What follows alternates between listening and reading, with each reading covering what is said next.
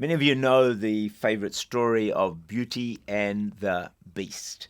The prince was handsome, and then with the curse, it all changed.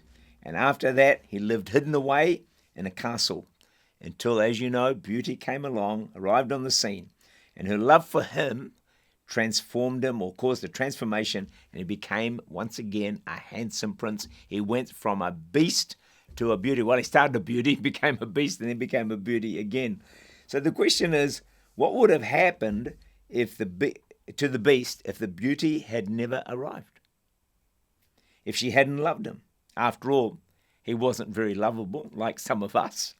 But the truth is, there's a beast in every one of us that God wants to transform. So the title of my message today is, I Can Transform You. God can transform you. Now, some of these thoughts come from Max Lucado, that great speaker and writer. So let's go back to the very beginning, a time when mankind was initially made in the image of God. That's the pinnacle of his creation, and oh, so beautiful, magnificent. Until, of course, Adam and Eve sinned, and darkness, terrible darkness, entered the heart of mankind. How bad was that darkness? Well, look at the condition of our world today. An absolute catastrophic freefall, evil, wickedness, violence, abuse on every single front. You have to wonder sometimes, how much worse can our world become? So that tells you the extent of the darkness that actually entered into Adam and Eve in the fall. And we all do things that we know we shouldn't do, and we wonder why we do them. There's a terrible verse in Jeremiah 17, verse 9, which you don't like to hear, but you know it's true. The heart is deceitful above all things and desperately wicked. Who can know it? I know in my own heart. The propensity towards wrong and evil and wicked is just there all the time. You got to fight the thing. Romans 3 verse 10, there is none righteous, no, not one. So I think there's certain scenarios and events where the beast in us will show its teeth. I don't know what it is for you. Maybe when it's someone in the queue that jumps in front of you, maybe a difficult co-worker, maybe in the home, family, kids, or whatever. I think one time that our dark side easily shows its face is when we're driving.